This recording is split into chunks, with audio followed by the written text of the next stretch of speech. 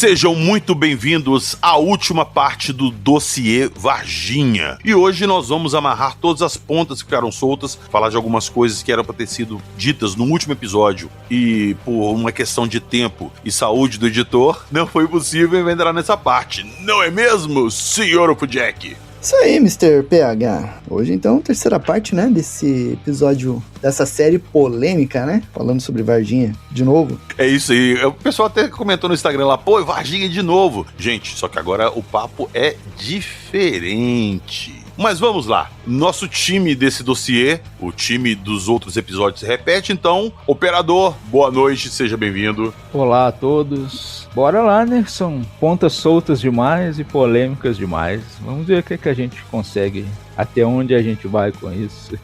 É isso aí, pra completar nosso time, o nosso amigo que calça 53, o homem do tênis gigante, senhor Roberto Munhoz. Boa noite, PH, vamos pro pau. Vamos pra guerra. É isso aí, meu amigo. Então daqui a pouquinho, logo depois da vinheta, nós vamos jogar a última pá de cal, no caso Varginha.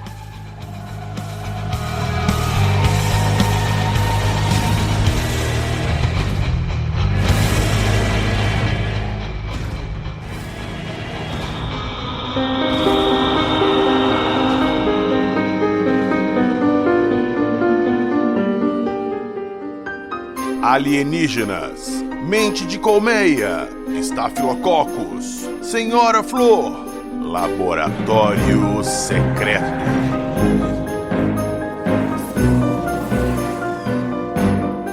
Acredite se quiser.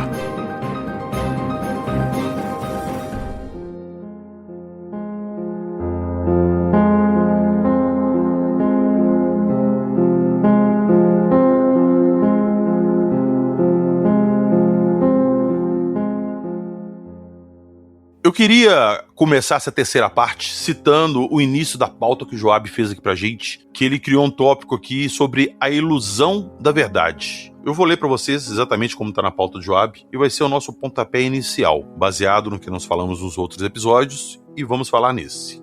A ilusão da verdade. O caso Varginha é mundialmente conhecido e possui elementos que já estão presentes na consciência coletiva, onde fica evidente o conjunto de crenças, normas e sentimentos comuns a toda a sociedade. Acreditar no caso Varginha é natural, pois a maioria apenas segue o fluxo dos que vieram antes, absorvendo toda a premissa considerada necessariamente evidente e verdadeira. A todo momento, somos inundados pelas mesmas informações repetidas durante anos e que acabaram moldando e orientando o pensamento e o comportamento dos indivíduos.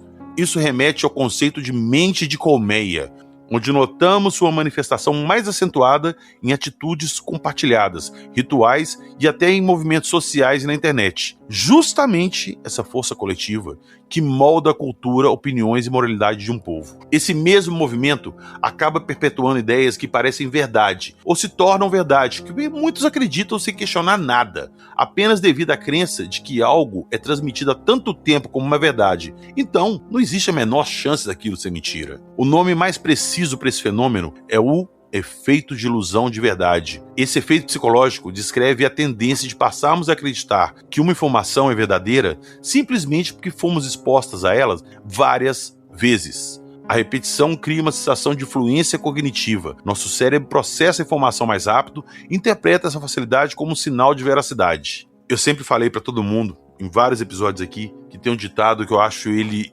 super certo e eu levo ele como lema, que é muito mais fácil você enganar alguém do que provar que ela está sendo enganada. E para mim esse é o ponto do caso Varginha. Uma mentira, quando ela é contada muitas vezes, ela acaba se tornando verdade. Vocês concordam comigo? Sim, é um pensamento bem comum na sociedade, né? É aquela coisa, cara, eu nunca questionei o caso Varginha, porque eu pegava essas pesquisas dos ufólogos e, putz, os caras estiveram lá, eles estavam lá, então quem sou eu para poder refutar isso? Mas hoje, com acesso à internet e a gente podendo pesquisar o que a gente quiser, da época que a gente quiser, ficou mais fácil dar uma debuncada nesse caso, revisitar os depoimentos, as pessoas daquela época e ter uma nova interpretação do caso, livre de contaminação de outras pessoas. Essa é a nossa interpretação. Então eu falei isso nos outros episódios e volto a falar nesse. O que vocês vão ouvir aqui hoje é a nossa interpretação de coisas que aconteceram naquela época. Nós tomamos por base depoimentos, matérias de jornal, de televisão, livros que foram divulgados, e em cima disso nós vamos dar a nossa versão de Varginha. Dito isso, feito o discurso inaugural do nosso episódio, vamos lá amarrar as pontas que ficaram soltas no último episódio. Roberto, eu gostaria que você começasse a falar pra gente do soldado Robson. Ele é a principal testemunha militar da época, não é nem soldado, ele era bombeiro em Varginha. Como é que foi essa história? Isso mesmo, PH. Eu vou começar aqui falando do soldado Robson, que hoje já é conhecido o nome dele, né? Mas na época foi como o Pacatini entrou no caso Varginha, né? O Vitório Pacatini gravou o depoimento do bombeiro Robson na casa do seu Leonel. É uma gravação em fita cassete no dia 16 de fevereiro. Ou seja, o primeiro Fantástico foi ao ar dia 4 de fevereiro de 96. Então, na sexta-feira, dia 16, ele grava o depoimento do bombeiro Robson e no dia 17 ele aparece na casa, o Pacatini aparece na casa do Birajara exibindo a fita cassete do bombeiro e dali para frente esse relato se tornou uma espinha dorsal para todo o caso Varginha. Ô Roberto, esse depoimento do Robson é o depoimento que o João Marcelo conseguiu também, e depois que o Robson faleceu, ele colocou no canal dele, você replicou esse conteúdo lá no canal do Projeto 93? Isso mesmo. Eu ajudei no vídeo, né, em montar todo o vídeo. Que acontece? O João Marcelo, eu não sei se eu já expliquei isso, mas já que estamos falando dele, eu vou falar rapidamente. O João Marcelo conheceu o Robson. Por quê? Porque a mãe do João Marcelo, ela tinha um namorado na mesma cidade que o Robson morava, e o João Marcelo levava a mãe, buscava tudo, e aí o João Marcelo, já que eu tô nessa cidade, eu vou procurar, né, pelo bombeiro Robson. Ele já sabia do nome, tinha o endereço, foi, conversou, se apresentou e tal, eles se tornaram amigos, porque foram várias conversas ao longo dos anos, e aí o Robson confidenciou pro João Marcelo, falou assim: ô João, eu tô com câncer. E, né, foi um baque e tudo, e aí ele falou assim: ó, essas conversas que a gente tá tendo e tudo, eu só permito você jogar a público, né, depois que eu for embora, né. E aí foi o que o João Marcelo acabou fazendo. O João Marcelo esperou 1 ano do falecimento do Robson e depois ele colocou no ar esse primeiro depoimento que ele havia dado pro Pacatini e que se transformou na fita, e que desse áudio, né, muitas dessas informações apareceram no Fantástico, no segundo Fantástico, né? Quando ele fala, a criatura estava cheia de graxa, parecia que tinham passado um óleo nele. Quando você escuta a voz ali de um militar, era ele do bombeiro falando. Só que existem algumas diferenças, né, do que o Robson falou e o que o soldado Domingos, falou depois em 19 para o João Marcelo. E por que eu tô falando do soldado Domingos? O soldado Domingos é o que aparece nos BOs da manhã, então ele estaria ali naquele grupo de bombeiros que atenderiam qualquer chamado da manhã. E esse soldado Domingos, né, o João Marcelo conversou com ele dia 29 de junho de 2019, e a grande diferença dos dois relatos é que o Domingos fala que a ligação do animal estranho no Jardim Andere foi entre 9 e 9h30 da manhã, e que no local não havia caminhão do exército, ou seja, não havia o caminhão da ESA ali, né. Já o Robson, ele fala que a ligação foi 15 para as 8 da manhã e que havia um caminhão do exército no local. Então essa é a discrepância entre esses dois relatos. Roberto, e qual que é o rolê daquela fita secreta que o Pacatini alega ter, que lá ele nunca vai revelar porque a testemunha é foda? É esse soldado Robson? É esse o militar? Então, o próprio Birajara Rodrigues já falou, né, até quando ele era ativo no caso, que eles tinham conseguido relatos de alguns militares. Eles como tática, para não descobrirem quem eram as testemunhas militares, eles sempre divulgavam um número muito exagerado, né? Por exemplo, no Goulart de Andrade eles falam 6, às vezes eu já vi eles divulgarem mais que isso até, mas na verdade eles continham apenas 3 relatos de militares, né? Envolvendo polícia, corpo de bombeiros e exército. Essa até é uma frase que o próprio Pacatini utiliza. Eram apenas 3. Um deles é o Soldado Robson, o outro é o Militar X, que aparece bastante no documentário Moment of Contact, né, do James Fox e do Marco Leal. E o outro a gente vem chamando de Militar Y. E pelo que eu vi nos trailers aí que a Rede Globo está soltando com esse documentário novo que estreia, inclusive hoje que a gente está gravando, né, dia 6, pelo que eu vi, o Militar X aparece ali dando uma declaração. Então, vamos aguardar. Mas a minha pergunta foi a seguinte, essa fita secreta que o Pacatini fala que tem, ela já foi divulgada? O conteúdo de tudo que todos esses três falam já foi divulgado pela revista UFO, nos documentários. O conteúdo, né, o cerne de tudo que eles falam ali sempre foi divulgado. Os ufólogos sempre divulgaram. Ao meu ver, o problema é a maneira, né? Porque assim, a gente imagina, quando fala assim, tirando o bombeiro, né, a gente fala, 2 militares. Cara, quase que 2 recrutas zeros que a gente vê ali naquelas fitas, entendeu? A gente imagina assim, gente do alto escalão e não é, são soldados, apenas soldados. E, Roberto, e esse papo que esse soldado Robson cobrou R$3.000 para continuar a contar a história do Pacatini, isso procede? Isso eu não tô sabendo não. PH, nesse caso não foi o Robson, não. É informado que o Pacatini tinha um informante dentro do círculo militar, que é uma figura, um informante anônimo, e ele teria pedido dinheiro para continuar o depoimento sobre o Xerese. A história que o Xerese estava numa ronda noturna, partiu desse depoimento desse informante anônimo que o Pacatini informou. Ah, tá. Então não foi o Robson. Mas, Roberto, continuando ali então com o bombeiro Robson, qual que é a credibilidade que esse relato tem, de fato, na verdade? Por que algumas pessoas falam que o relato dele é questionável? Então, porque é o seguinte, o bombeiro Robson, ele trabalhava na cozinha, né? Era o cozinheiro ali do quartel ali dos bombeiros, né? E a cozinha funcionava de segunda a sexta só. Parece que de sábado e domingo não. E o caso aconteceu no sábado. Então, é muito difícil ele ter sido testemunha direta, né?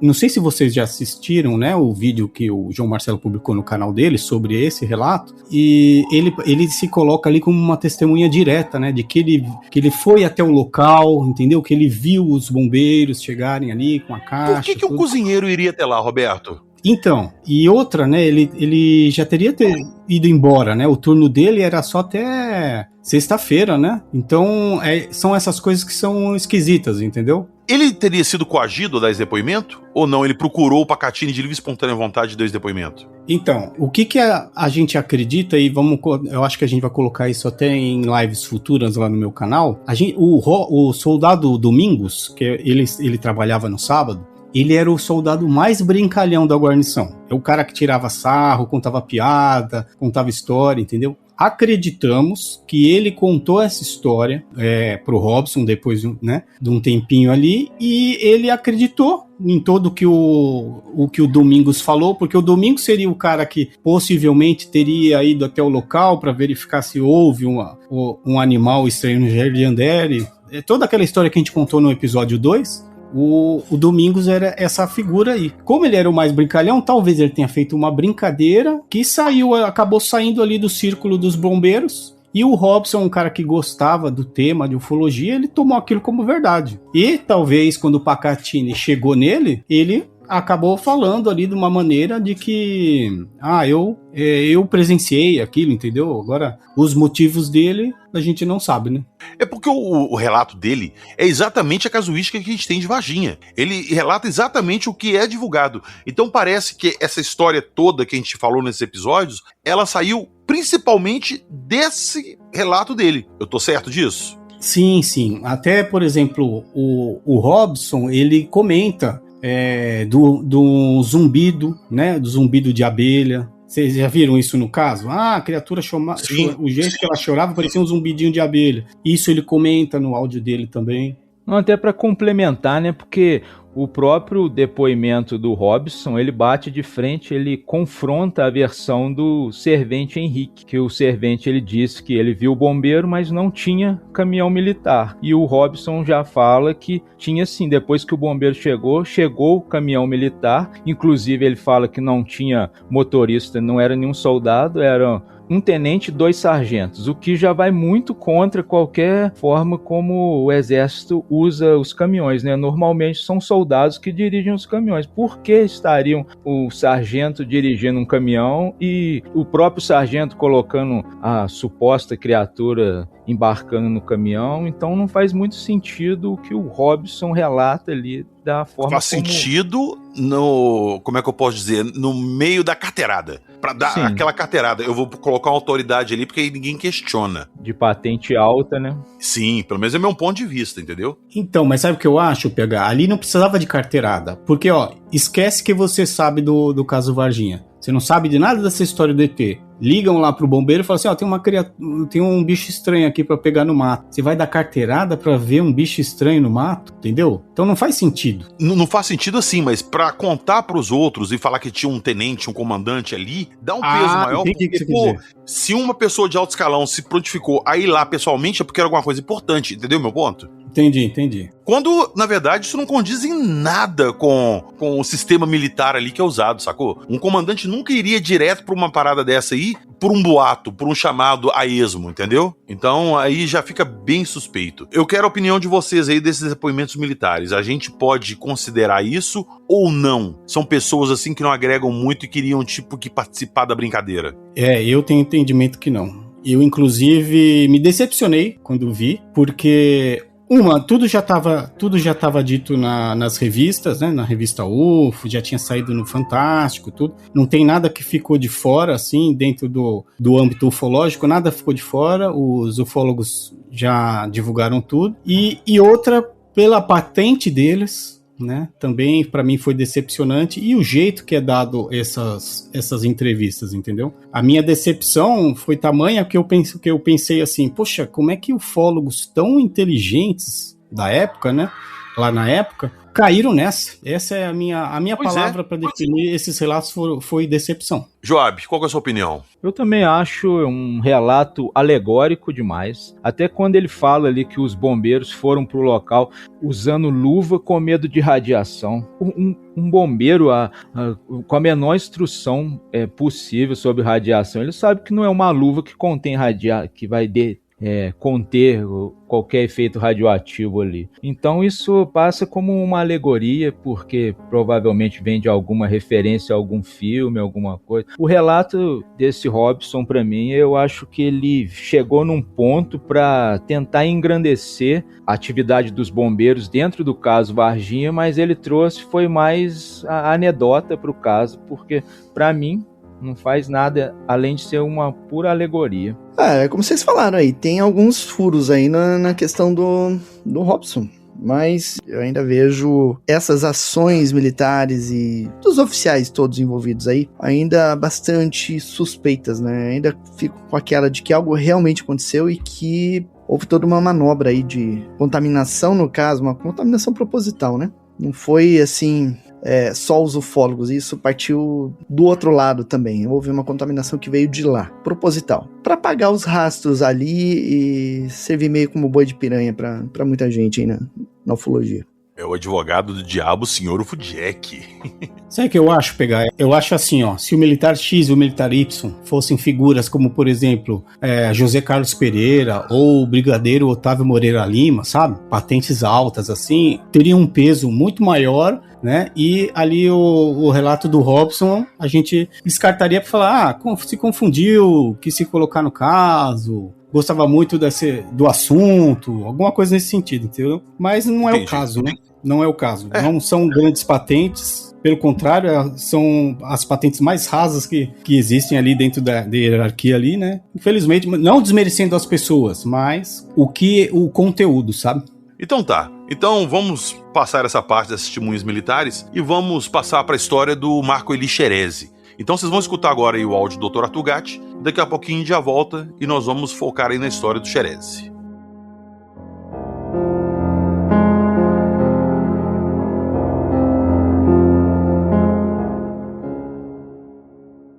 Fala PH, fala Jackson e todo o pessoal do Acredite Se Quiser.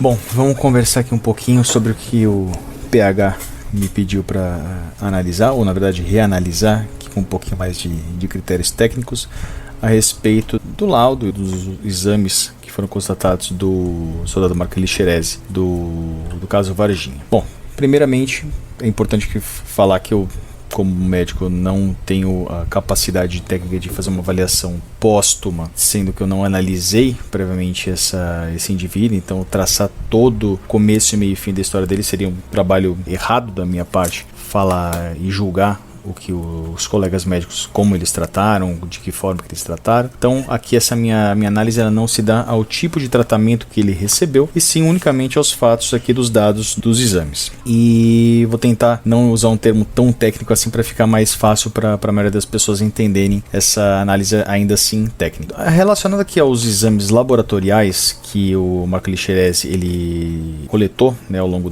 da sua estadia no hospital, nenhum deles demonstrava em nenhum momento um quadro legítimo de decréscimo do sistema imunológico dele. Ele reagiu, assim como no princípio, assim como qualquer outra pessoa num quadro de uma infecção de origem bacteriana, de uma forma natural, com o aumento de alguns subtipos dos glóbulos brancos. Porém, quando eu tenho uma falência dessa batalha, ou seja, a quantidade de bactérias ou a virulência dessas bactérias é maior do que meu organismo consegue suportar, eu começo a ter o que a gente chama de desvio para a esquerda, ou seja, mais células jovens e maturas de defesa começam a ficar em maior quantidade no sistema sanguíneo. Isso é demonstrado no leucograma, e eu já sei que o paciente ele muito provavelmente está com um quadro de infecção bacteriana severa, a qual minha medula vai começar a jogar para fora dela, para a corrente sanguínea, células mais imaturas, para tentar combater da melhor forma possível, por uma questão muito mais de quantidade e não de qualidade. É como se eu estivesse numa guerra, em vez de preparar meus soldados da melhor forma possível para mandar para a batalha, eu mandasse os jovens, o pessoal que acabou os recrutas, que ainda não tem um treinamento propriamente dito para uma batalha, para o campo de batalha e fala, vai, vamos ver se a gente vence. É isso que na verdade que acontece quando tem um quadro mais grave de uma infecção bacteriana. Na maioria das vezes, um paciente que abre um quadro de sepse, e eu vou explicar mais à frente o que é uma sepse, eu vou ter ou esse cenário, então células mais imaturas, ou seja, um desvio para a esquerda desses meus glóbulos brancos, mostrando que já tenho um quadro mais severo. Meus leucócitos eles começam a aumentar, então eu vou ter lá 15 mil, 20 mil, a não ser que eu esteja utilizando algumas medicações que podem falsear essa amostra, ou para mais ou para menos, mas pelo que tinha na descrição das medicações que foram utilizadas, não era o caso. Então eu vou ter basicamente um paciente que está com sepse, esse quadro, desvio para a esquerda, aumento dos meus glóbulos brancos, um aumento desses subramos, dessas células mais jovens, e quando eu mesmo assim não venço essa batalha, isso vai piorando, até que o paciente eventualmente acaba falecendo. Isso é um paciente com sistema imunológico normal, que ele responde normalmente, um paciente saudável, um paciente que não tem nenhuma doença medular, não tem nenhuma disfunção por carga viral, por exemplo, um paciente que tem HIV ou já propriamente SIDA, né, síndrome de imunodeficiência adquirida, alguns tipos de leucemia, alguns tipos de câncer que podem manifestar esse tipo de erro do sistema imunológico, que não era o caso do Lixerese. Ele deveria responder dessa forma, porém ele não respondeu. Por que eu digo que ele deveria ter respondido? Primeiro, porque ele era rígido, ou seja, não tinha nenhuma doença dessas que eu citei. Segundo, que quando ele internou, ele tinha um quadro de uma infecção de pele superficial. É importante que a gente fale essa questão superficial, porque quando eu tenho uma infecção bacteriana de origem superficial ou de origem profunda, ou seja, eu ultrapassei uma determinada área da estrutura da pele, modifica o grau de severidade, o tempo de evolução, as manifestações clínicas que apresentariam naquela região. Então vou ter um flegmão, vou ter uma região mais avermelhada, posso ter um pouco de secreção, posso ter pus mesmo sendo superficial, sim, porém formaria um quadro de uma celulite. Essa celulite vai ser uma infecção mais profunda, chegando aí a partes moles da região da axila, não somente a gordura, mas a região da musculatura, que vai ter logo abaixo, e aí sim eu vou ter um quadro de uma necrose de tecidos. Tudo isso daqui para uma infecção profunda que ele não apresentava. Tinha uma secreção nessa lesão axilar, que foi feita a cultura. Quando a gente coleta parte dessa amostra, coloca numa placa, espera ela ter um crescimento para a gente tentar ver qual ou quais bactérias elas isolam. Geralmente a gente faz uma testagem de antibiograma para saber se ela é resistente ou sensível aos principais antibióticos que a gente tem. E dessa lesão aqui axilar, teve o crescimento de Staphylococcus schleiferi. Essa bactéria aqui é uma bactéria pouco comum, não é rara, apesar de toda a teoria da conspiração, é uma bactéria super rara que foi colocada, que veio do ar. Não, é uma bactéria conhecida, tá? Geralmente ela vem de origem animal, então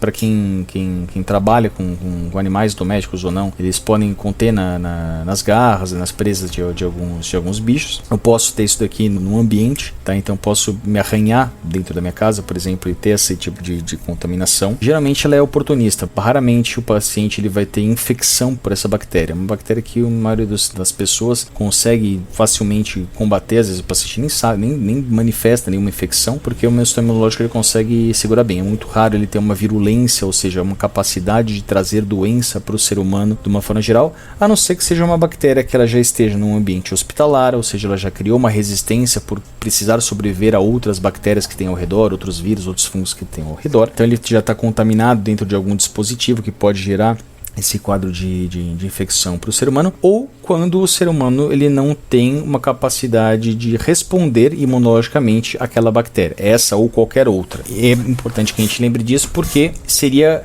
o mais compatível. O sistema imunológico do Marco não estaria respondendo, ele estaria presente, porém ele não estaria efetuando a defesa que ele deveria estar efetuando, seja para uma bactéria mundana, seja por uma bactéria de alta virulência, seja por uma bactéria como esse tipo de Staphylococcus aqui estava presente. Se ele tivesse uma resposta, primeiro que ele não deveria nem tecnicamente ficar doente por conta do contato com essa bactéria. Segundo, que se ele ficasse, era para ele ter esse desvio à esquerda que eu falei inicialmente, era para ele ter um aumento dos leucócitos, era para ele ter obrigatoriamente uma resposta aos antibióticos que foram colocados que eram responsivos para esse tipo de bactéria assim, não teve nenhum erro médico, poxa, comeram bola colocando um antibiótico para uma coisa, era para outra, não.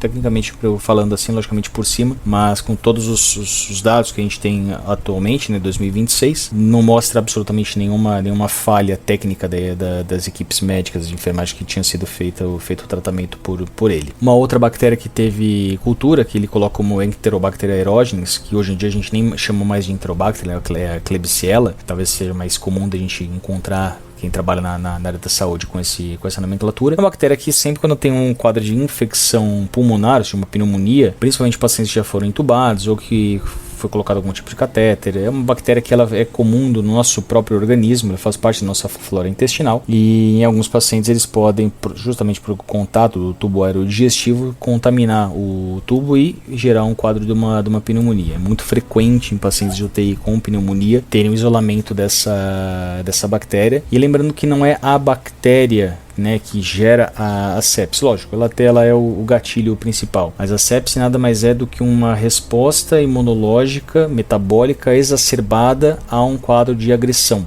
geralmente bacteriana, mas eu posso ter fúngica, eu posso ter viral, e meu organismo ele começa a trabalhar demais para tentar combater, sendo que ele não consegue ter uma resposta efetiva, e essa resposta exacerbada, toxêmica, acaba danificando meus próprios órgãos, né? Então eu acabo danificando meu rim, eu acabo danificando o meu sistema imunológico, né?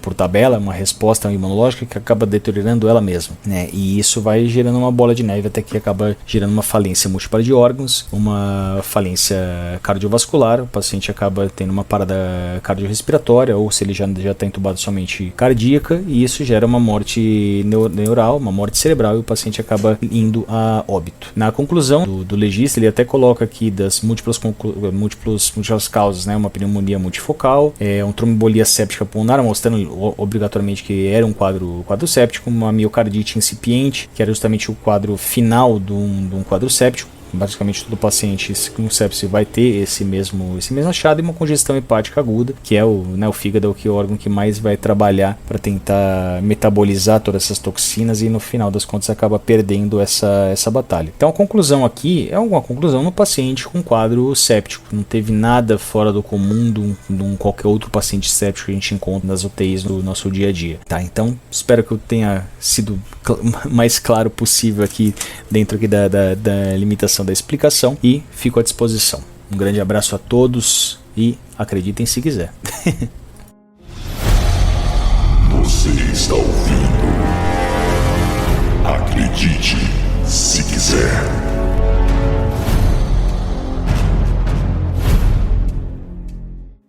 Eu quando nós começamos a fazer essas pautas aí pra montar o dossiê Varginha, uma das primeiras coisas que eu fiz foi conversar com o Arthur. E eu peguei o laudo de autópsia do Xerezi, os exames que ele fez, tudo encaminhei pra ele. E juntando o que o Arthur falou com o que o Joab me contou também, que ele descobriu que eu não sabia, eu mudei muito o meu pensamento sobre a participação do Xerezi nesse caso. Caso vocês não saibam, queridos ouvintes, o Xerezi, ele não foi machucado ali no contato com a criatura e desenvolveu alguma coisa na axila, um abscesso na axila a partir disso. Ele já tinha um abscesso na axila.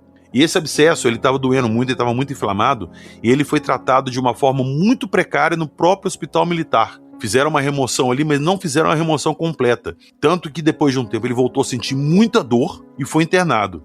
E o que de fato matou ele foi uma septicemia, que é igual o Arthur explicou aí, uma infecção generalizada por uma bactéria extremamente comum que matou ele. Fruto desse abscesso que ele já tinha anteriormente, antes do contato com o ser.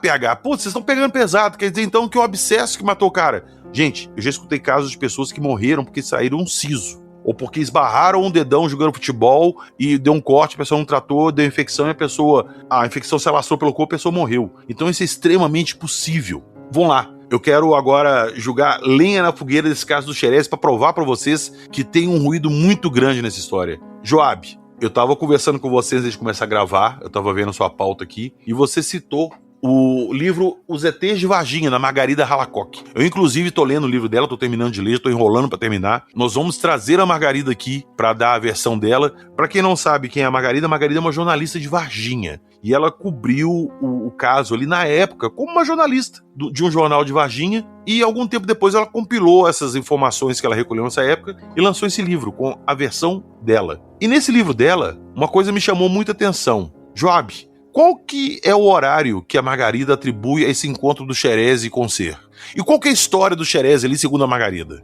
No livro dela, que é um ótimo livro, até fica de indicação, porque a gente consegue ver algumas coisas que, com o passar dos anos, acabaram não sendo divulgadas dessa forma, né? E ela traz uma outra visão para o caso e é bem interessante. Fica como sugestão para o pessoal dar uma lida. Ela então fala que no dia 22 de janeiro, ali na cidade de Varginha, já rolava os boatos e estavam espalhando, sim, bem rápido mesmo, da participação do Xerezi, até mesmo na captura da suposta criatura na parte da manhã. Tem uma parte no livro dela que ela faz uma citação, abre aspas, ET estão dizendo que e que o cheiro não é bom. Não, e Rio, uma pessoa que ela menciona ali. Essa tempestade foi mesmo de outro mundo, mas pegaram um ET então. O bombeiro pegou ele e o Xerezi, um polícia. Num outro texto, numa outra parte do texto, ela completa também. Tinha um policial militar junto e uns homens do exército. E foram eles que levaram o ET para o hospital, junto com os bombeiros. Que confusão. Você me arruma o contato desse PM? Claro, o Xerezi é gente boa, conheço ele há anos. Ou seja, já pela manhã ali, no dia 22 mesmo, na segunda-feira... 22 ou 20?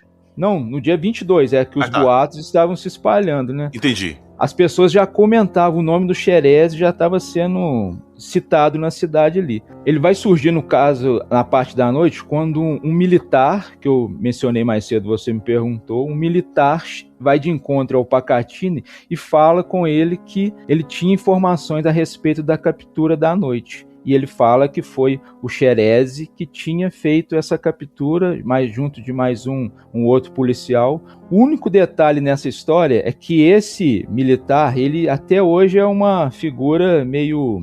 É um informante anônimo, né? Então ninguém sabe quem é. E o Pacatini, na época, acreditava que esse informante tinha muita informação e que ele não estava blefando. Mas o detalhe fica porque... Esse depoimento desse militar para o Pacatini, ele surge em maio. Em maio, praticamente todas as pessoas já sabiam do caso, sim, envolvendo o avistamento de Varginha, já sabia que um policial havia morrido, a própria família do Xerezi já tinha exposto toda a rotina de trabalho dele, o horário que ele trabalhava, e o nome do Xerezi estava muito difundido junto a boatos. Colocaram ele junto por causa de uma captura e tal, então isso passou a engrandecer essa questão que o Xerezi estava nessa captura da noite. E isso somado a isso, né, os ufólogos da época, eles chegaram até a família, os familiares do Xerez, e eles deram ali a rotina que em determinado momento da noite, do dia 20, ele de fato tinha chovido, ele foi até a casa dele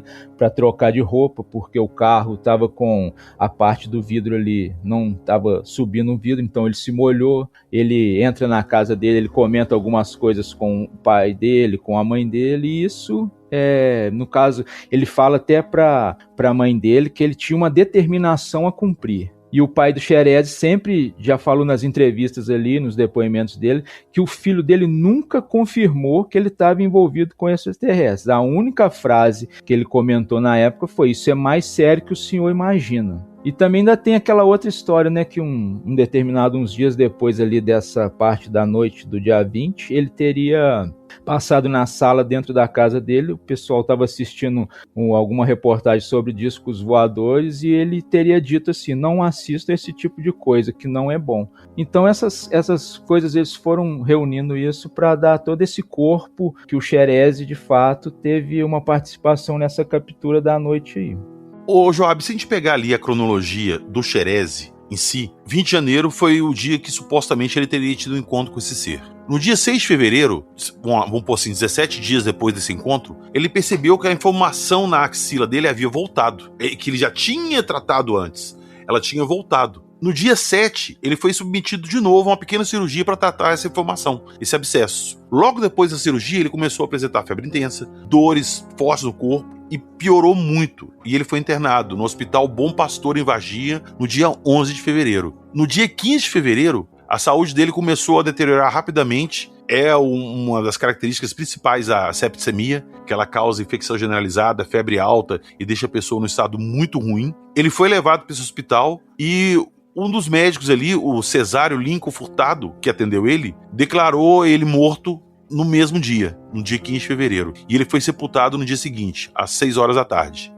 Então a gente coloca o seguinte, pelo menos é o meu ponto de vista, tá? Eu vou colocar da seguinte forma. O nome do Xerez estava aparecendo ali já por causa de uma captura. Eu não sei como que esse boato surgiu. Se algum de vocês souber, já pode até colocar aqui pra gente. Mas o meu ponto é que, aparentemente, eles aproveitaram o fato dele ser um militar, um policial, e ele morreu em vista de uma coisa não tão comum assim de acontecer, e julgaram isso na conta do ser de Varginha. O que vocês acham disso? Cara, eu vou por aquele velho argumento que eu trouxe na última vez e que todo ufólogo percebe na sua carreira, né? Coincidências. Na ufologia, as coincidências, elas são extremamente presentes. Então... Eu sempre ressalto isso, então vou por esse caminho. Ô Jackson, eu posso até estar enganado, mas eu acho que entre o contato, o suposto contato, né, que ele teve com o ser, e ele começar a apresentar essa informação, passou muito tempo. Eu acho que se fosse uma coisa, vamos pôr assim, uma bactéria, um vírus, alguma substância totalmente desconhecida, teria tido um efeito mais rápido nele. Quanto tempo? Cara, não sei te dizer, mas eu acho que esse tempo aí, ele é muito condizente com um ciclo novo de reinfestação das bactérias que ele já tinha apresentado antes na axila. O entendimento que eu tive dessa questão do Xerez é que algo desabilitou o organismo dele, não que tenha entrado uma infecção. Não é esse o ponto que eu acredito. Eu acredito que algo desligou o sistema imunológico, e aí as infecções aparecem ou ressurgem, entendeu? Cara, eu joguei essa bola pro Arthur, eu perguntei ele, falei, Arthur, será que alguma coisa desligou o sistema imunológico dele, e por isso essa infecção comum matou ele? Ele falou, PH, não necessariamente, porque dependendo do estado que essa infecção já estava ali, ela se alastra muito rápido, o corpo não consegue combater. Por mais que ele tente, ainda mais se ele fez um uso de antibiótico no início do tratamento, na primeira cirurgia que ele fez, e não continuou. Ele fez esse abscesso, o restante, ter uma resistência a antibiótico, então antibiótico nenhum depois iria surtir efeito, porque essa nova reinfestação de bactéria já estava resistente a antibiótico, porque ele não usou o ciclo completo. Então tem um tanto de fatores ali que a gente precisa analisar antes de falar que o Xerez foi morto por uma substância extraterrestre. Na minha opinião, e a opinião de vários outros médicos, inclusive, né, o Joab, você pode confirmar isso pra mim, o próprio médico que atendeu ele foi até irônico numa entrevista e virou e falou assim, Então, vocês têm que tomar muito cuidado com a bactéria debaixo da unha do extraterrestre. Ele foi irônico nisso e o pessoal pegou essa frase dele e tirou de contexto, porque o que ele quis dizer é que de repente o extraterrestre sujou o dedo numa terrinha qualquer, arranhou o cara e a bactéria da terra, da unha dele suja, que infectou o Xerez. Não é, Joab? Sim, PH. Inclusive, né, é uma questão de ironia médica. Ele falou assim, como se vocês, em vez de procurar pelo extraterrestre, vocês têm que procurar entender a bactéria na unha do extraterrestre. De uma forma bem irônica mesmo. E a questão que a gente precisa entender é que a probabilidade de bactéria ou um vírus extraterrestre ser mortal para o humano é praticamente zero. É zero, na verdade. Os estudos hipotéticos que eles fazem em cima disso já demonstram pra gente, porque uma patógene requer intimidade. Essa intimidade ela é alcançada através de milhões de anos de coevolução. A necessidade de intimidade fica evidente quando a gente observa da forma que as bactérias e os vírus, eles causam as infecções e doenças, né? Uma infecção, ela requer ligação à superfície de uma célula, e as bactérias e os vírus, eles se ligam nessas células humanas por meio de proteínas, e essas proteínas, elas reconhecem justamente por causa dessa coevolução. A gente tem vírus, tem doença de animais que não passam, não saltam para os seres humanos. Por que uma bactéria, um vírus, qualquer coisa vindo de uma criatura totalmente estranha e alienígena, vou colocar no sentido de alienígena de ser algo de fora, não importa de onde, né, o termo correto para isso, ela infectar uma pessoa da forma que infectou. Então essa questão de ser algo alienígena que matou o Xerez é totalmente descartável dessa equação. Eu considero zero a possibilidade de qualquer coisa dessa magnitude extraterrestre ter matado o Xerez. Não, então, a minha opinião é o seguinte, a gente acha que é impossível uma bactéria como a Staphylococcus matar um ser humano saudável, mas se vocês pesquisarem na internet, tem 2 casos muito famosos de morte através da bactéria Staphylococcus. Uma delas é o neto do presidente Lula, um menino de 7 anos, e o outro é uma menina de 18 anos de Santa Catarina, que ela pegou a Staphylococcus através da acne no rosto, e isso levou uma septicemia e ela morreu em pouco tempo também, entendeu? Então, vocês pesquisem aí no Google, morte por Staphylococcus. Vocês vão encontrar esses 2 casos muito famosos. Isso os famosos. Agora imagina os que a gente não tem conhecimento. Então, eu também descarto morte por bactéria alienígena, viu? Isso aí pra mim não faz sentido. Não faz sentido nenhum, cara. E faz menos sentido ainda você acreditar que o Xerez morreu por uma bactéria alienígena e os militares terem levado o corpo de um ET para um hospital regional, que é um hospital público. Aí então você quer matar todo mundo. Exato. Então, né? Total.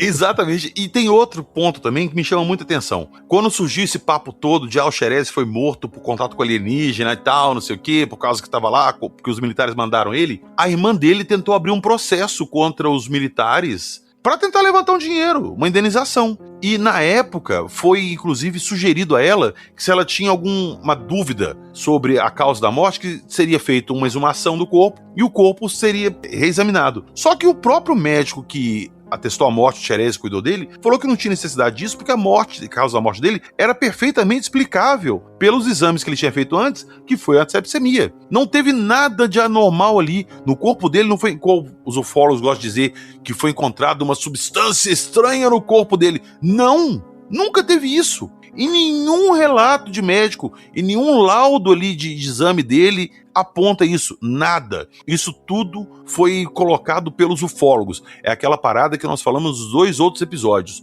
Vamos colocar assim, faz sentido e ajuda a história a ganhar corpo. É isso. Então, a grande mentira que eu vejo nessa associação do Xerez com o ET de Varginha é que, assim, a grande mentira que os ufólogos divulgam é que o Xerez foi arranhado na axila. E não tem nada disso. Foi a retirada do abscesso e ele já estava cicatrizado, inclusive. Na época que... No dia 20 já estava cicatrizado, entendeu? Ele foi piorar depois. E aí, nos laudos que é assinado por 2 médicos, né? Dr. Armando Fortunato e Dr. José da Frota Vasconcelos, eles atestam ali. Vou até ler aqui a conclusão deles, ó. Diante dos dados colhidos durante a necropsia e dos resultados, concluímos que a morte se deu por tromboembolia séptica pulmonar. E no laudo completo você vê que tinha colônias de bactérias na axila, ok, porque, né, ele tinha feito uma cirurgia recentemente, e uma colônia de bactérias no pulmão, e essas 2 colônias de bactérias aí acabaram levando ele à septicemia, como explicou o Dr. Gatti. Cara, pois é, a história do Eric Lopes aqui a gente já citou, eu já tenho a minha opinião sobre o caso. Pra mim ele não encontrou com C, a morte dele não teve nada a ver com C. Mas tem uma coisa nessa história dele que me chama a atenção e me deixa com aquela dúvida, essa mesma dúvida que permeia a cabeça do Sr. Ofudjek. O Eric Lopes, ele é casado com a irmã do Xerezi, eles são parentes. O Eric Lopes é cunhado do Xerezi. Por que o Eric Lopes é PM também, por que ele nunca se manifestou, por que ele evita tocar no caso? Vocês podem tentar me ajudar nisso aí? Porque, cara, era muito mais fácil pra ele, ainda mais sendo militar, vindo uma declaração oficial. Olha, o meu cunhado morreu por uma infecção que ele pegou na axila e é isso, não tem nada a ver com esse resto. Por que ele sempre se recusa a tocar no assunto? Eu acho, PH, porque nós somos observadores externos dessa questão, né? A gente não estava no cerne da família ali, a gente não sabe qual foi o sofrimento dentro da família, as conversas que rolavam na cidade, os apontamentos que, foi isso, foi aquilo e tal. Então isso dá um desgaste psicológico para a pessoa tão grande que ela cria certos traumas ali, tocar no assunto reativa algumas memórias para ela, alguma coisa, e dá certos gatilhos na pessoa. Ele pode sofrer por algum tipo de ansiedade, uma depressão profunda, então a gente não tem como apontar ou julgar o porquê ele não fala isso. Ele com certeza tem os motivos dele, e eu acho que são motivos bem mais pessoais do que alguma coisa, não quer revelar nenhum segredo extraterrestre. Porque trouxe uma dor muito grande pra família dele, a perda dele, né? Eles eram parentes, era da família. Então você ficar ainda toda hora recebendo um jornalista e falando, tendo que justificar porque você perdeu um ente querido, quando na verdade não teve nada a ver com essa história, deve ser uma coisa bem desgastante mesmo. Pra uma pessoa que já tá abalada com a perda e ficar remoendo essa história e tendo que desmentir rumores, deve ser uma coisa bem complicada mesmo. Então, olhando por esse ponto que você colocou aí agora, faz muito sentido. Você concorda comigo, Roberto? Então, eu penso assim, que essa atitude, a atitude que o Eric Lopes mostra em qualquer tipo de entrevista ou pergunta que façam a ele sobre o caso, eu acho que ela é muito exagerada, desmedida, sabe? Tudo ele ameaça dar tiro, ele parece ser, quando toca nesse assunto, ficar transtornado, sabe? Pelo menos é isso que a gente acaba percebendo ali no Moment of Contact. O João Marcelo já tentou entrevistá-lo também, e é sempre assim, ele é sempre ameaçador. Talvez só um psicólogo para explicar pra gente direitinho qual que seria ali o grande problema do Eric Lopes. Não sei se é um estresse pós-traumático, sabe? Que esses soldados que voltaram da guerra do Vietnã, que as coisas dão gatilho neles, e eles ficam violentos. Então, que estresse pós-traumático seria isso, sabe? Eu acho a história do Xerezi ainda um mistério, entende? Porque assim, é o grande amigo de infância que morreu. Ok, já se passaram 30 anos. Crianças perdem os pais, a mãe, o pai, e superam isso e tocam a vida numa boa, conseguem falar sobre o assunto. Então, eu acho muito esquisita essa atitude dele, sabe? Nem mesmo para negar ele dar uma entrevista. Ele poderia... Agora eu tô falando de fora, né? Como bem o Job pontuou aí, ele tá dentro, né, dessa história. Eu tô falando de fora. Para mim pode ser fácil, mas eu daria uma entrevista... Por exemplo, né, falando assim, não, gente, isso aí nada aconteceu, não faz sentido, né? Não faz sentido a gente ter pego um bicho, o Xerezi ser arranhado e mesmo assim a gente ter colocado ele num carro e a gente dirigir com um bicho que está acuado, com medo, podendo ser violento, pegar a gente no carro e fatiar, né? Quem tem... assim, experiência com um bicho machucado, você vê que o bicho, às vezes, para se defender, ele não mede esforços, né? Ele tá ali sentindo dor, ele pode te arranhar. Eu já fui pegar um gato machucado numa casa do vizinho, parecia uma onça, um leão querendo me matar, entendeu? Então, imagina um bicho que você não conhece, você pegar e colocar dentro do carro e sair dirigindo. Tem coisas que pra mim não faz sentido. E ele poderia ter muito bem dado uma declaração e falar assim, não, gente, isso aí não tem nada a ver, não faz sentido, não foi nada disso, não. Eu não quero mais falar sobre o assunto, porque ele foi meu amigo de infância, eu estou na família, casado com a irmã dele, e só, entendeu? Mas nem isso ele quis conversar com as pessoas. Dizem, inclusive, que ele não fala sobre o assunto nem para os próprios parentes. Inclusive, eu citei que a irmã do Xerezi tentou abrir um processo contra os militares lá da ESA. A irmã dele que tentou abrir esse processo não é a irmã dele que é casada com o Eric Lopes, tá? Ele tem outras irmãs. Eu tô vendo aqui, ó, que ele tem... As irmãs dele é a Marta Antônia Tavares, o Naldo Xerezi Neto, a Miriam Ramos Xerezi e a Flávia Ramos Xerezi. Ele tem um irmão e 3 irmãs. Então não foi a mesma irmã que é casada com o Eric Lopes que abriu esse processo, tentou, né, abrir esse processo contra o exército. Até porque, quando ela veio na mídia e começou a falar isso, que a morte do irmão dela era sim por causa do extraterrestre, isso gerou um mal-estar muito grande na família, e a própria família do Xerezi, as outras irmãs, inclusive a casada com o Eric Lopes, não quiseram levar adiante. Elas não apoiaram a atitude dessa outra irmã e, inclusive, isso gerou uma briga na família muito grande. Vocês sabiam disso? Sabia, sim. A Marta é a irmã que sempre aparece nos documentários e nas entrevistas, né? E a Miriam é a que é casada com o Eric Lopes. Pois é. Elas não se batem mais. Justamente por causa de diferença de pensamento nesse caso. Do lado ali do Eric Lopes, todo mundo concorda com o laudo da morte dele, que aconteceu foi uma tragédia. Foi uma casualidade que acabou tirando a vida dele. Já essa outra irmã dele, não, acho que foi os extraterrestres, então... A gente tem que pensar também, né, o PH, porque olha o quanto de coisa que essa família ouviu ao longo dos anos. Já nos primeiros dias, aquele turbilhão, o Xerezi morto, e cada hora vinham falar alguma coisa, que era um extraterrestre, que poderia ser um erro médico, que o hospital teve uma falha no diagnóstico, foi um diagnóstico tardio, e subestimaram que aquela infecção ali não se espalharia daquele jeito. Você imagina como fica a mente da família nessa situação, né? Pois é, muitas vezes quando uma pessoa já está doente e apresentando aquele quadro que vai piorando gradualmente, você se prepara psicologicamente para a perda daquela pessoa. Mas quando é uma coisa súbita e inesperada, como foi o caso dele, ainda mais uma pessoa jovem e saudável, é uma coisa que mexe muito com as pessoas. Então, igual você falou anteriormente, a gente tem que se colocar ali num lugar na família e ver que esse assédio que era feito em cima dessa história deve ter gerado um mal-estar muito grande para eles. Olha o que a gente vivenciou na pandemia de Covid aqui, cada dia era uma informação diferente, chegava pra gente, a gente era inundado de coisas ali, vídeo de pessoas morrendo, hospitais lotados, teve gente que teve problemas psicológicos seríssimos por causa disso, são gatilhos que ativam. Então você imagina essa pessoa, era jornalista, era ufólogo, era vizinho, era curioso, próprio dentro da corporação, no caso do Eric Lopes ali, cada hora um falava alguma coisa, acusava, brincadeirinha, piadinha, o próprio Cacete Planeta ridicularizou tanto o caso que às vezes o cara se sentia a ponto de se eu falar que é um extraterrestre, vão me zoar, se eu não falar, vão me zoar do mesmo jeito, então larga essa coisa pra lá e escolheu o silêncio total, né? Só pra finalizar a minha opinião aqui, finalizar a opinião sobre o Eric Lopes aqui, eu entendo justamente isso que o Joab falou, tanto que eu não quero julgar, né? E você pontuou legal aí também, PH, que o Covid também transformou mentalmente um monte de gente, né, cara?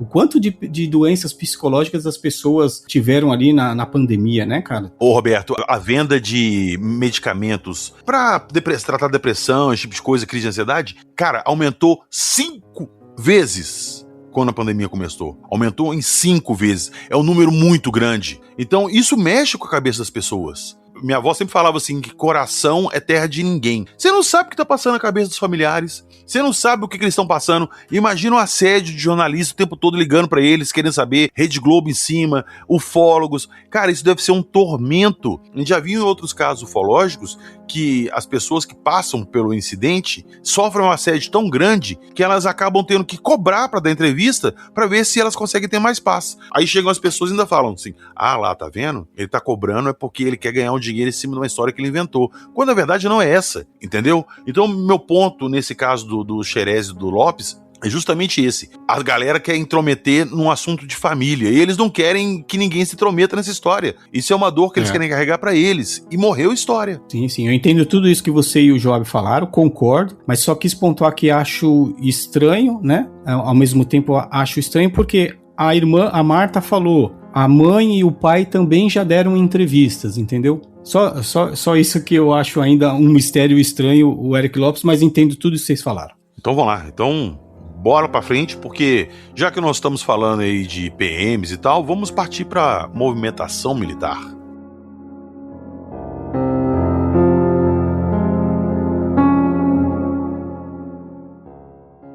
Ô Joab, nós citamos no nosso episódio número 2 que a movimentação militar em Varginha ela era relativamente comum por causa da ESA, que fazia a manutenção dos seus veículos que eles tinham na cidade. Só que nesse dia a movimentação foi atípica. Tem muita testemunha, muita gente relatando uma movimentação muito grande nesse dia em Varginha. O que tem de concreto nisso? Então, PH, essa movimentação atípica do Exército em Varginha, ela pode ser identificada nos dias posteriores ao dia 20. No dia 20, a gente já viu que tem algumas histórias falando sobre caminhões da ESA rodando ali em Varginha, inclusive no próprio depoimento do bombeiro Robson consta isso, que havia um caminhão, mas na verdade não existia esse tipo de caminhão, né? Essa história, ela vem surgir depois com o tempo. A gente tem essa movimentação de caminhões militares ali a partir do dia 21.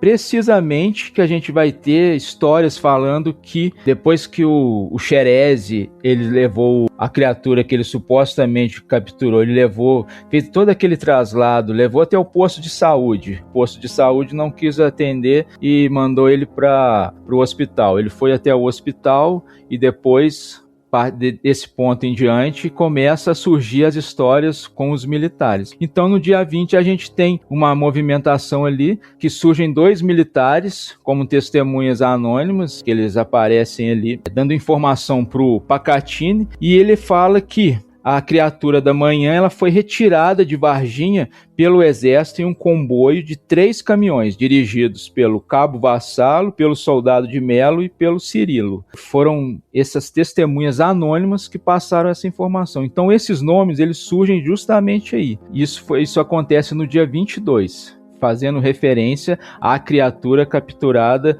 supostamente na manhã do dia 20. Então já começa essas histórias desencontradas de Varginha com toda essa parte militar. Se a gente for rastrear toda essa movimentação militar, a gente chega em N registros de pessoas vendo caminhão na cidade. Porém, é aquele detalhe, né? As datas elas foram jogadas nas proximidades do dia 20, dia 21, dia 22, dia 23, e aí surge toda aquela movimentação de criatura sendo levada para o hospital regional, depois sendo transportada para o Humanitas e nos dias posteriores, no dia 23 precisamente, sendo levada para a Escola Preparatória de Cadetes do Exército de Campinas. Tem toda essa movimentação aí. Só dei uma pincelada rápida aqui para a gente comentar. Pois é, inclusive eu falei no último episódio que eu tenho um relato de uma pessoa lá, que era prima de um militar ali, que supostamente saiu da ESA e foi buscar alguma coisa no hospital lá de Varginha. Eu contei isso, e segundo ela, foi na tarde pra noite do dia 20 que isso aconteceu. Então, teve uma movimentação militar. Eu vou acreditar na palavra dela. Só que também, logo depois que começaram essas histórias de Varginha, na mídia, começou a ganhar um corpo maior, apareceu uma versão do hospital que eles estavam recebendo restos de pessoas que tinham sumido na ditadura. E eles estavam tentando fazer exame de identificação. Até por isso que alguns equipamentos novos de raio-x e de tomografia estavam sendo enviados para o hospital. Essa história procede? Essa história ela apareceu da boca de diretores do hospital. Inclusive até o Badam Palhares, que nós vamos falar dele daqui a pouquinho, quando a criatura supostamente foi para Campinas, ele falou que toda essa movimentação militar e caminhões que inclusive depois foram para Campinas, foram para levar ossos da ditadura militar que estavam sendo analisados. Então, o senhor Jack adora isso, essas coincidências que existem dentro dos casos ufológicos. Será que justamente nesse dia estava acontecendo essa movimentação? Justamente nesse dia? Ou isso é uma desculpa deles para encobrir alguma coisa que aconteceu lá? Eu lembro do Badam Palhares falando isso no Comando da Madrugada, né? Eu lembro que ele fala, eu acho que até ele menciona, né, o caso das ossadas do Araguaia, eu acho que é esse o nome que ele dá. Isso. Mas eu não sei até que ponto teria tanto militar na cidade por causa disso, entendeu? Não sei como é que funcionam essas coisas. Pois é. Essa movimentação militar, que ela é confirmada por várias pessoas ali, é que chama a atenção. Deixa eu colocar uma coisa aqui que eu fiquei pensando hoje durante o dia antes de gravar. Sempre teve movimentação militar em Varginha, mas às vezes era uma coisa que, por ser comum, a cidade, passava despercebido. Ninguém notava. Ah, você viu um caminhão do exército hoje? Não lembro, não sei. Mas depois que isso caiu na mídia, as pessoas começaram a observar isso mais. E começaram a ligar essa presença militar que já era comum na cidade aos acontecimentos do dia. Vocês acham que pode ter sido alguma coisa assim? Tipo, esse assunto ligou a atenção das pessoas para esse detalhe que no dia a dia passava despercebido? Cara, eu acho que isso é bem possível, PH, porque eu vejo pelas ondas ufológicas, né? Quando ocorre uma divulgação de algum fato relevante no céu, as pessoas começam a observar mais e, consequentemente, vem mais relatos de avistamentos. Às vezes não tem nenhuma onda ufológica acontecendo, mas o simples fato de estarem observando aumenta a quantidade de relatos. Isso, então, pode ser plenamente aplicável aí ao depoimento de pessoas aí falando que viram veículos ali, né? Mas eu ainda vejo ali uma movimentação excessiva de veículos do exército de uma forma anormal. Eu também vejo. Então, PH, você está comentando sobre isso aí, a gente precisa entender, é aquilo que eu falo também, situar no tempo. A gente conhece que em 26 de dezembro de 95, aconteceu uma cirurgia cardíaca no Hospital Humanitas, em Varginha. 26 de dezembro de 1995. Lá não tinha o equipamento. Esse equipamento foi transportado de Belo Horizonte para Varginha. Agora você imagina esse caminhões, esses veículos trazendo esse equipamento para Varginha. 26 de dezembro de 95. São poucos dias antes do evento. 24 dias antes. Exatamente, dos acontecimentos de Varginha. As pessoas elas podem ter associado isso da mesma forma que no dia 30 de janeiro, ainda no Hospital Humanitas, teve a exumação de um corpo de um jovem. Ele acho que, se não me engano, suicidado dentro da cela e tal, e a família estava achando que ele tinha sido assassinado dentro da cela. Então ela pediu para que o corpo fosse exumado e fosse feito todo o exame ali e tal. E esse corpo foi retirado do local pelos bombeiros, e esses bombeiros foram acompanhados pela polícia militar e pela polícia civil. Esse cortejo desse bombeiro levando esse corpo depois da exumação para fazer a análise no dia 30 de janeiro, dia 30 de janeiro de 1996. Isso pode também ter dado aquela noção, aquela memória falsa que tudo estava no mesmo dia. Então é muito relativo, é também subjetivo a gente imaginar que está tudo dentro dos dias 20, 21, 22 e 23. São memórias que elas foram moldadas devido ao estresse, à boataria que já estava rolando na cidade, né? Cara, muitas vezes eu tenho dificuldade para lembrar o que aconteceu, sei lá, hoje nós estamos gravando uma terça-feira. Se me perguntar assim, eu pegar, como é que foi seu dia no sábado? Eu não vou lembrar direito. Aí se de repente eu contar alguma coisa e alguém virar pra mim e falar assim, eu pegar, isso não foi segunda, não? Eu falo assim, não, pode ter sido. Porque são coisas assim que quando você tá... Vou colocar dessa forma. Dia 20 de janeiro, você tá na frente da sua janela, tá ok? Vendo movimentação ali e você viu passando alguma coisa no dia ali. Você vai lembrar que você viu aquilo passando exatamente no dia 20? Ou se de repente você tá na sua janela lá e, sei lá, no dia 15, você vê um comboio militar passando ali na sua rua, porque tá indo, sei lá, fazer alinhamento e balanceamento, como um militar mesmo falou que essa movimentação era pra isso. Aí viram pra você e te perguntam, ô fulano, você viu alguma movimentação militar no dia 20? Vi, mas não foi no dia 20. Mas na cabeça ali, na proximidade, você vai julgar logo pro dia 20, que é o que a pessoa tá te sugerindo. É aquele poder da sugestão, sacou? Eu acho que entra muito nessa história de Varginha isso. As pessoas viam uma movimentação militar, mas não se tocaram no dia ali, e depois, quando foram questionadas, não, eu vi sim. Eu vi um caminhão sim. Mas quando exatamente? Aí que tá o ponto. Eu duvido. Se qualquer um de vocês está escutando a gente, se eu virar pra vocês e perguntar assim, por um acaso você viu, sei lá,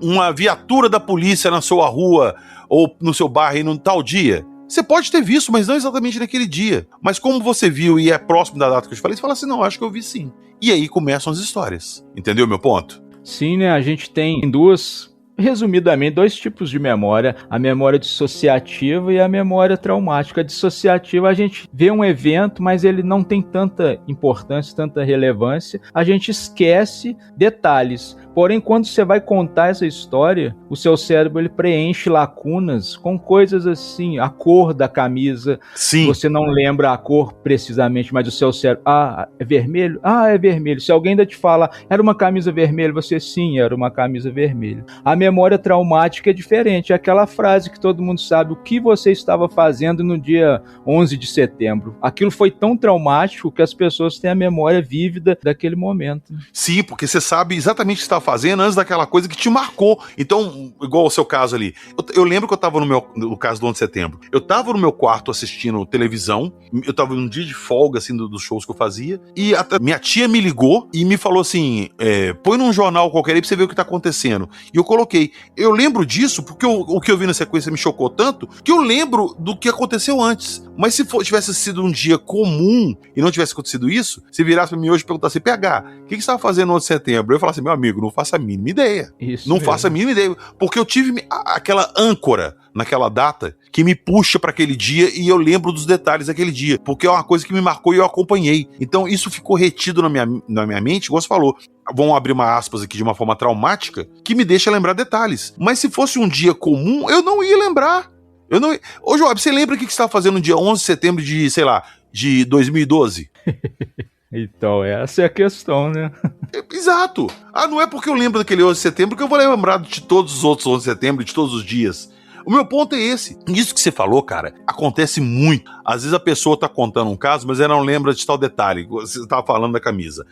E tal, você viu duas pessoas aqui. Putz, eu acho que eu vi e tal. Uma delas tinha uma camisa vermelha. Sim, eu vi, tinha uma camisa vermelha. Mas às vezes você viu uma pessoa com a camisa azul. Mas seu cérebro ignorou aquela informação, ele estava tentando procurar aquela informação quando você contava o caso, a pessoa joga o vermelho e seu cérebro automaticamente pega e preenche aquela lacuna com aquela informação. Então, a partir daquele momento, a pessoa que você viu de camisa azul, ela estava usando uma camisa vermelha. Porque alguém te sugestionou isso. Isso acontece. PH, eu entendo isso que você está falando aí, mas assim, para as pessoas que estão ali no olho do furacão do caso, para elas foi um dia, vamos chamar assim, traumático, né? Então... Ô, Roberto, calma. As pessoas diretamente envolvidas, moradores que não sabiam do que estava acontecendo, não têm essa memória traumática. As meninas, no caso, têm. Você pode perguntar para elas o dia inteiro delas, que elas vão lembrar para você o dia inteiro o que elas fizeram. Mas uma pessoa que estava, sei lá, assistindo, sei lá, filme da Globo que passava à tarde lá, aquela tela quente da tarde de sábado, sei lá como é que chama aquilo, ela não vai lembrar disso. Ela não vai lembrar. Porque para ela, até então, era um dia comum. Para as pessoas de Varginha, essa história ganhou um peso grande, esse dia ganhou um peso grande, depois que elas ficaram sabendo da história. Não, eu sei, mas eu pegando o gancho do 11 de setembro que você falou, né? O 11 de setembro famoso, você lembra mais ou menos o que você estava fazendo no dia, você lembra como você teve acesso ali à notícia das Torres Gêmeas. Pegando esse outro exemplo que você falou assim, a pessoa estava assistindo ali filme na TV quando ela ficou sabendo do caso. Ela pode lembrar, naquele dia eu estava assistindo, sei lá, De Volta para o Futuro. Sabe, alguns lancezinhos assim, acho que é possível. E por que eu estou defendendo isso? Porque vocês vão ver na minha versão do que aconteceu em Varginha, que eu acredito em movimentação militar no dia ali. Não, mas eu também acredito, eu não descarto isso.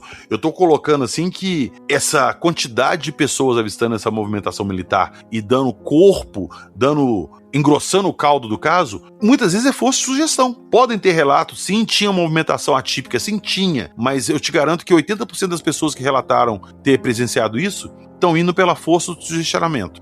Eu vi sim um caminhão de bombeiro e um caminhão militar, e só pode ter sido no dia 20, porque antes eu não percebia isso. E o que é estranho, né, é que o exército soltou nota dizendo que tinha levado os caminhões para manutenção, só que a loja ou local de manutenção, ele não abriu os sábados, né? Sim, tem esse detalhe. São essas mancadas, como dar carona para um casal de anões, essas mancadas que tornam o caso interessantíssimo e fascinante. Roberto, já que você tocou nesse assunto aí, a gente tá falando dos militares, então eu já vou puxar essa parte. Quando o Major Causa estava dando uma entrevista para um canal de televisão, e ele estava relatando o caso, ele começa a contar o caso e falou assim, e então foram pegas as criaturas, aí ele fala assim, criaturas não, o casal de anões, não foi isso? A gente tem um relato do Major Causa quando ele aparece num documentário do Discovery Channel chamado Beyond the Truth, Alien Encounter. Esse documentário ele foi produzido em 1998 e produzido pelo, como é mesmo o nome dele?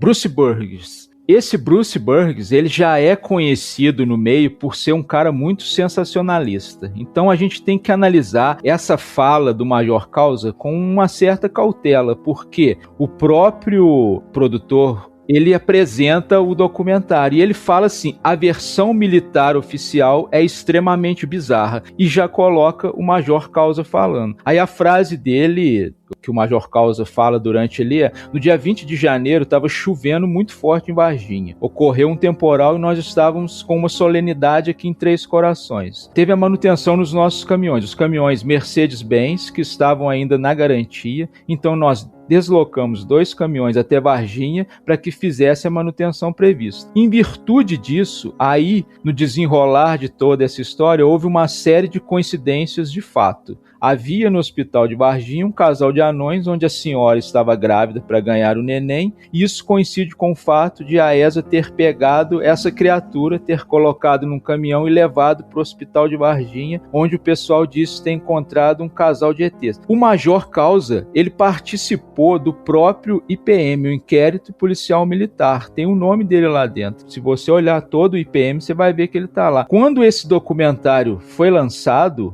o IPM já tinha sido feito já, ou seja, ele já sabia que a versão final dentro do IPM não tinha nada a ver com o casal de anões. Essa questão que ele fala ali fica meio subentendido como se fosse uma versão adaptada, tipo assim, o produtor ele falou assim: quais são as hipóteses levantadas sobre o que aconteceu em Varginha? O vídeo do Major Causa tem um corte. E quem garante que nesse corte, antes desse corte aí, ele não disse 2, 3, foi um casal de anões, foi um macaco, foi o mudinho, foi isso que aconteceu. E eles acharam a história dos anões tão bizarra que isso foi pro corte final. Eu não estou aqui defendendo nada nem ninguém, eu só estou apenas abrindo essa possibilidade, porque coloca-se muito essa como uma versão oficial. Se ele falou que era um casal de anões e tem essa confusão, coincide com o fato da ESA ter pegado criatura, isso fica muito assim, você vê na entrevista o jeito que ele fala, ele parece totalmente perdido ali para dar essa declaração.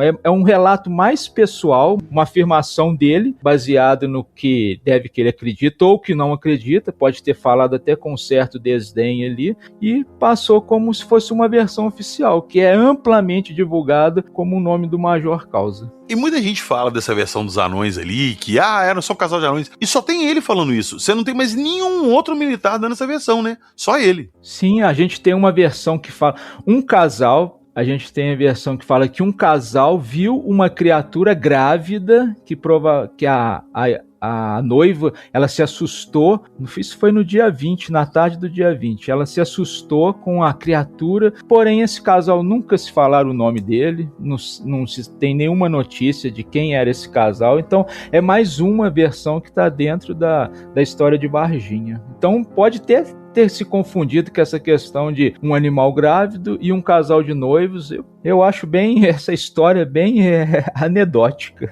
Cara, o que eu acho bizarro no depoimento do Major Causa é que no dia 8 de maio de 96, ele estava naquela coletiva de imprensa do General Lima. Ele escutou o que o General Lima falou para aquela junta de repórteres que estavam ali, entendeu? E isso daí foi até no ar, no Fantástico, vocês lembram? Que o General Lima até fala. Lembro. Uhum. Ele fala assim, estávamos trabalhando em prol do exército, em prol da nação. Então, cara, qual que é a dificuldade do Major Causa reproduzir a mesma fala que ele estava ali, ele ouviu? Entendeu? Então, isso que eu acho bizarro no Major Causa, porque ele dá a desculpa da chuva forte, e a chuva forte foi só às 18 horas, né? As meninas viram às 3h30, a história do bombeiro foi pela manhã, então não casa. Ele deu a desculpa da manutenção dos caminhões, e o lugar que eles faziam manutenção em caminhão não abria aos sábados. Ele deu a desculpa do casal de anão, e pelo que eu sei, na cidade não existe nenhum casal de anão. E onde tá essa criança para aparecer hoje e falar assim, viu, fui eu que nasci naquele episódio ali, de que o pessoal do exército deu carona pra gente, entendeu? E ele até comete o ato falho de chamar um dos casal de anões ali de criatura, né? Onde a criatura estava grávida.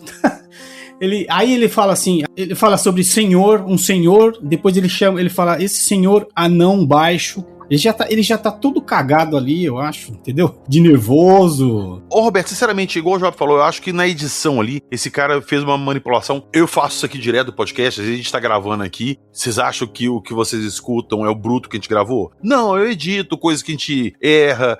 Então, a edição faz milagres. Pra mim ali, como era o documentário e tudo, igual o Joab falou, ele fez uma edição ali pra colocar uma coisa bizarra que chamasse atenção pro documentário.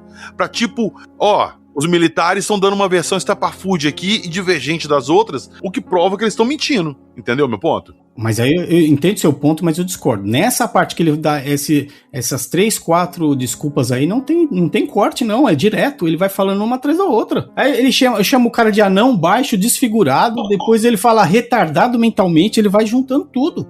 Aí ele fala, o cara tava muito machucado. Então você não entende, cara. Você não entende se foi a chuva, se foi a manutenção, se foi o casal de anão, se foi o senhor anão baixo, desfigurado, machucado, molhado.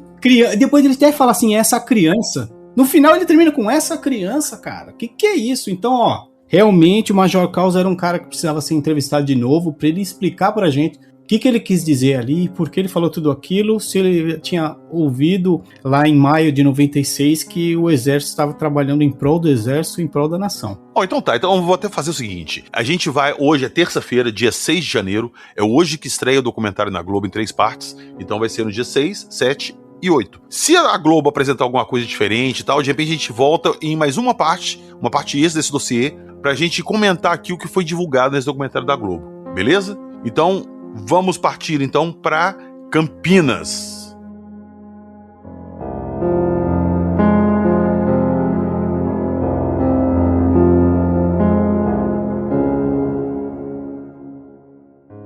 Meu amigo operador Joab, essa história de Campinas que os seres foram levados para lá depois e o Badam Palhares fez uma autópsia em um dos ETs. Essa história procede? Essa história tem algum fundamento? Essa história, ela começa a ser divulgada na reportagem do Fantástico do dia 12 de maio de 1996. E ali fica claro que o Birajara e o Pacatini, eles falam que tinham evidências que uma criatura estranha teria sido levada pelos militares para a cidade de Campinas, né? A mesma informação, ela aparece no livro O Caso Varginha do Birajara, e ele diz, nunca citou a fonte, que algumas criaturas foram levadas para Campinas. Aí surge ali o nome Santiago como uma testemunha entrevistada pelos irmãos Mondini, que afirmava que conhecia um amigo que fazia parte da equipe do Fortunato Badam Palhares, que é um médico legista, e dizia que a Unicamp tinha um laboratório subterrâneo secreto, e para esse local que ficava embaixo, supostamente ficava embaixo do Hospital das Clínicas, é que foi levado o corpo dessa criatura para ser submetido a uma autópsia. A gente tem, somando a essas informações, o médico Badam Palhares, ele estaria sendo auxiliado por um colega alemão dele para fazer essa autópsia. O Roberto pode até explicar melhor, porque o João Marcelo acho que já entrevistou esse médico, não é mesmo, Roberto? Sim, é o Corradin Médici, né? Como é de se esperar, né? Ele... Isso. Negou tudo e, cara, não tem mais o que falar, né? Ele negou, falou que a imprensa nunca foi procurar ele, veio perguntar a versão dos fatos dele, e os primeiros que chegaram nele foi o João Marcelo e o Marco Leal, e eles fazem a entrevista, e, como é de praxe, né, foi negado tudo.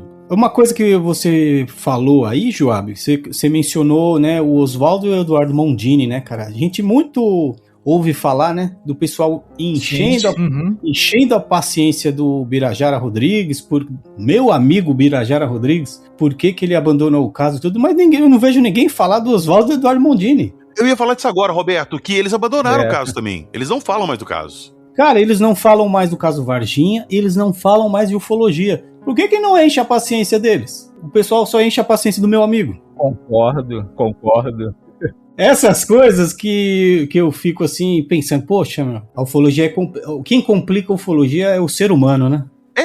Roberto, já que você tocou nesse assunto, eu não quero nem entrar muito em Campinas, não, porque eu acho que essa história de tudo ter sido levado pra Campinas é uma grande, saca? História também que foi criada em cima do... Porque se Varginha a gente tem poucas evidências do que aconteceu lá, igual a gente falou nos episódios, em Campinas tem menos ainda. Os próprios irmãos Bundini, eles nunca conseguiram encontrar alguma coisa que ligasse de fato Campinas com o caso Varginha. Quero mencionar justamente essas coisas também, porque surge ali uma testemunha, ela é descrita como Senhora Flor, e ela fala que era uma funcionária da Unicamp e tal, que ela viu os militares chegando ali com uma caixa metálica com furos, e que esses militares tinham montado a guarda ali em Campinas durante 24 horas. E esses militares, eles ficavam pedindo alimentos para o pessoal da própria Unicamp ali. Eles pediam verduras, frutas, iogurte, leite e sopa. Ela achava que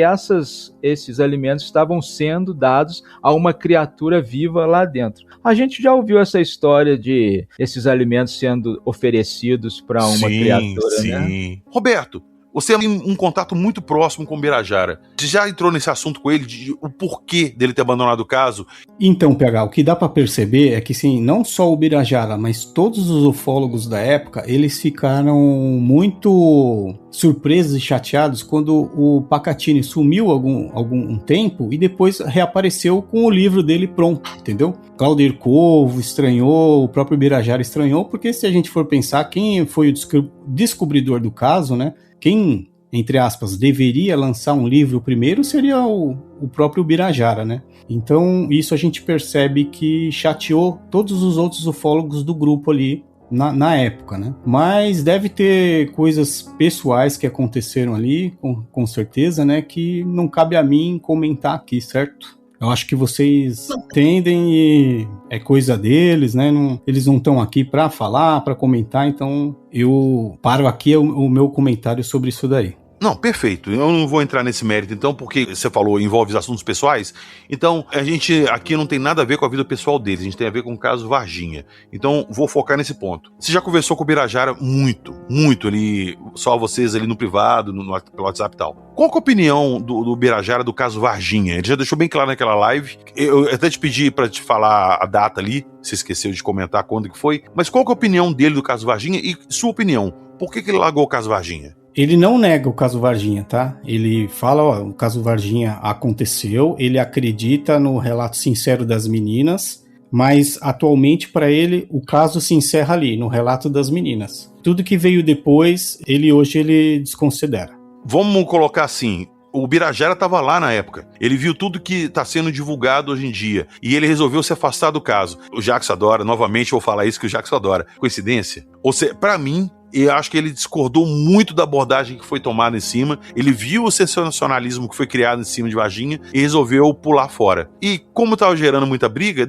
resolveu deixar esse caso para uma pessoa só. É a opinião que eu tenho. Na época, inclusive, que eu vi a live do Birajara, eu fiquei muito puto quando eu vi aquilo. Eu falei, cara, como é que esse cara tem coragem de vir falar essas coisas? Só que, novamente, ele tem uma visão do caso Varginha que eu nunca vou ter. E se ele que estava lá na época tomou essa atitude, a gente aqui fazendo nossa pesquisa para esse episódio, chegar à mesma conclusão que ele, para mim não é coincidência. Mostra muito bem ali que o caso Varginha ele é extremamente contaminado e extremamente exagerado para gerar um conteúdo interessante, uma história completa e que até hoje está no imaginário popular. Sim, e não é só no caso Varginha, né? Que o pessoal pensa que foi depois do caso que ele mudou radicalmente, e não foi. Ele falou que já vinha tendo essa visão de que a ufologia ela precisaria evoluir, ela precisaria ficar mais próxima de um método científico, sabe, de pesquisa, de abordagem das testemunhas. Ele acha, e eu também concordo, que o ufólogo ficar amigo de testemunhas é um erro. É um erro pro caso, porque uma vez que você faz amizade com a testemunha, e se você descobre que ela tá falando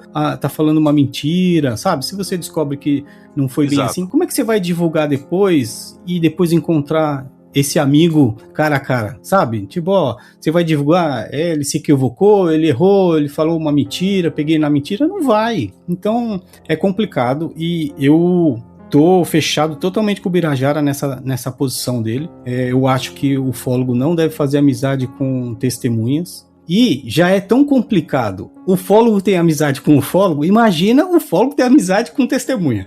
Então fica muito complicado, entendeu? Sem um método científico, sem vamos chamar assim, uma aproximação da academia para estudar esses fenômenos.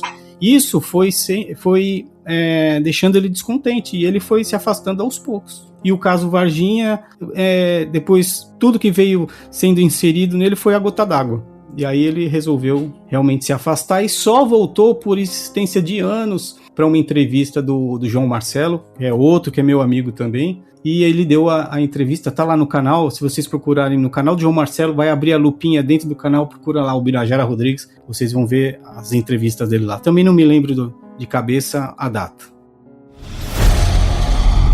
Você está ouvindo Acredite Se Quiser.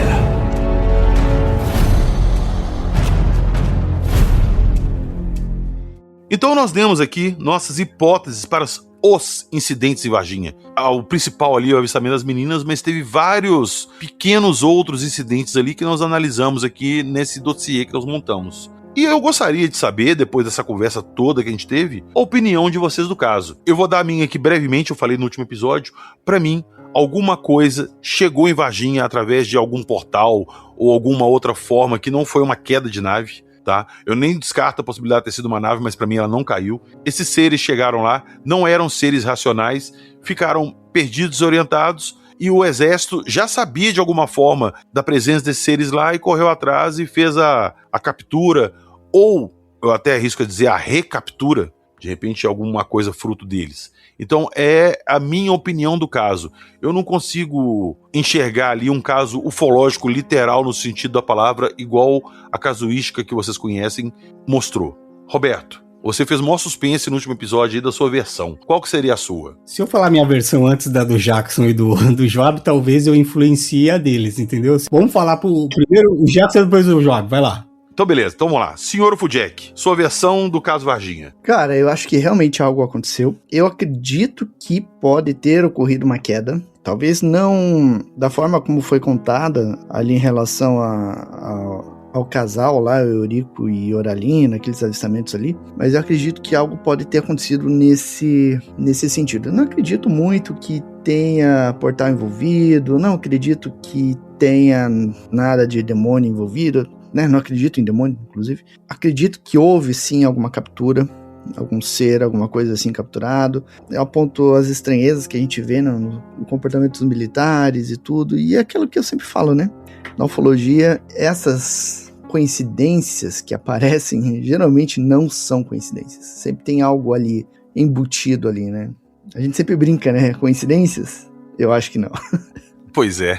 Operador, sua versão do caso Varginha. Então, PH, para mim Varginha é um conjunto de supostos relatos isolados que ganharam força com o relato principal, que é o das 3 jovens, né? Algo ocorreu em Varginha em janeiro de 1996, é a mais pura verdade que a gente tem, mas o que nós vemos ali é um fenômeno sociológico, é o efeito que você já bem disse no começo da ilusão verdadeira, na sua mais sublime e absoluta representação é Varginha. Elas para mim viram algo sim, e eu acredito que foi algo muito mundano, mas é algo, na minha opinião, que está até lá no IPM, para mim é o mudinho ou qualquer pessoa numa situação atípica, seja suja, doente, machucada ou mesmo sob efeito de algum agente externo. É bom a gente lembrar, né, que elas falaram algumas vezes que foram avisadas que tinha um rapaz sentado na rua e que ele orientou para elas não descerem na rua que elas iam passar, porque ele já tinha chamado a polícia, porque ali tinha um rapaz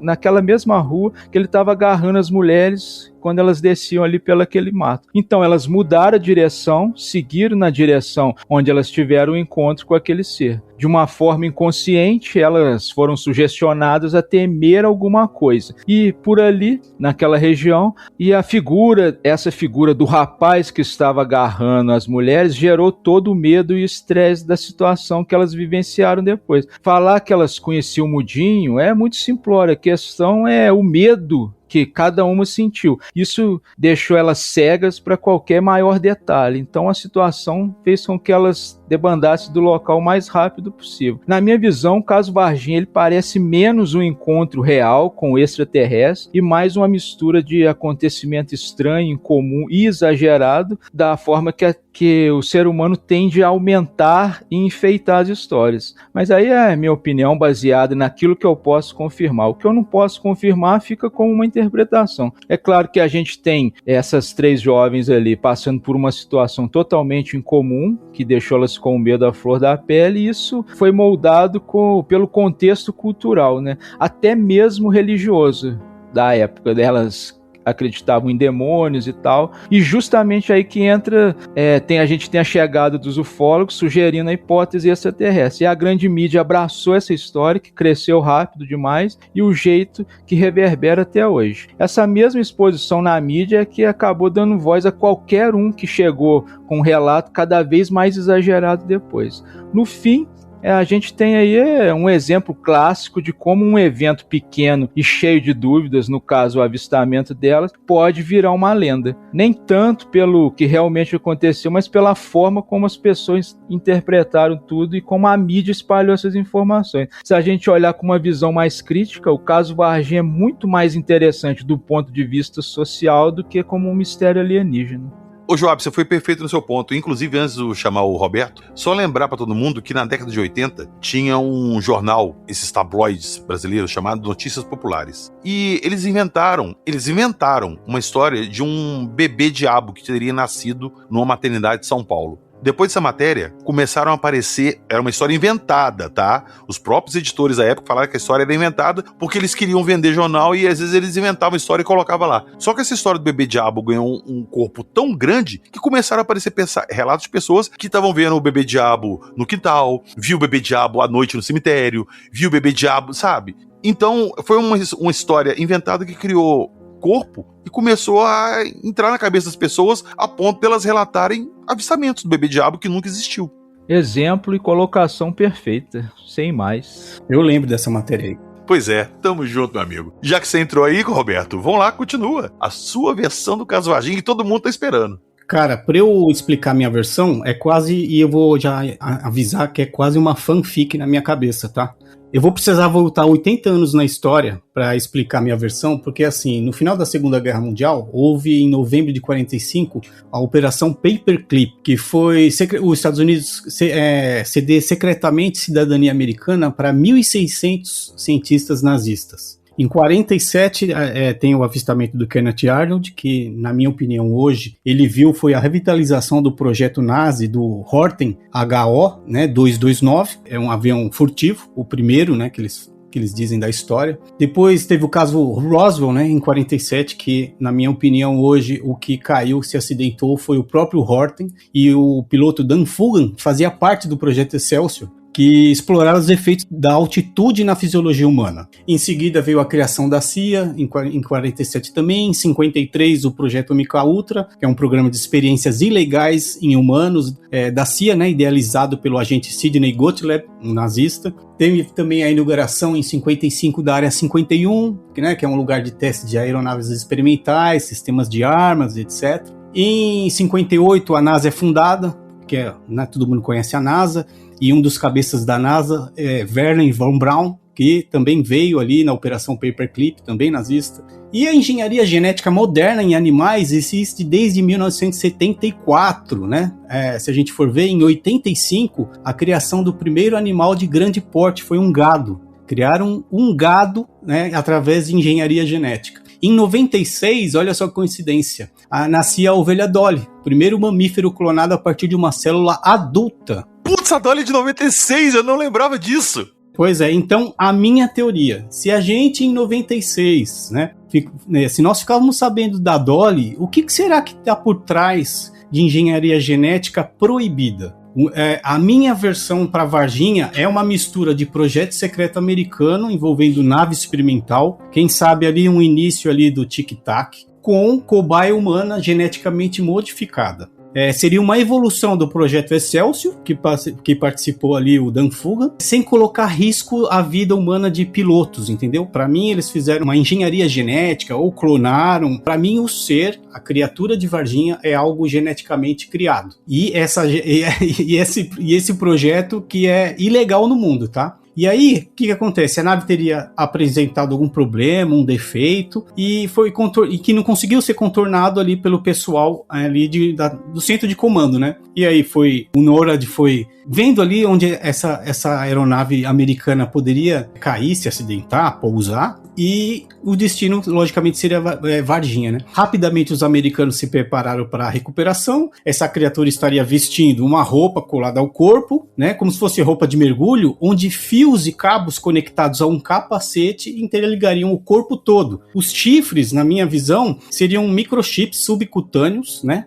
E o capacete serviria para proteger. Por isso que as meninas não viram nariz, mal viram boca. E, para mim, na minha visão, na minha fanfic, o que elas viram como veias que saíam do pescoço eram esses cabos que estariam por baixo dessa roupa bem, talvez, tecnológica e tal, parecido com de mergulhador, seriam cabos que saíam ali do capacete, sabe? Os olhos vermelhos poderiam ser ali uma mistura, né, de câmera com óculos virtual, que a gente vê nos videogames hoje, e onde até mesmo os cientistas poderiam estar vendo ali o que a criatura via, né?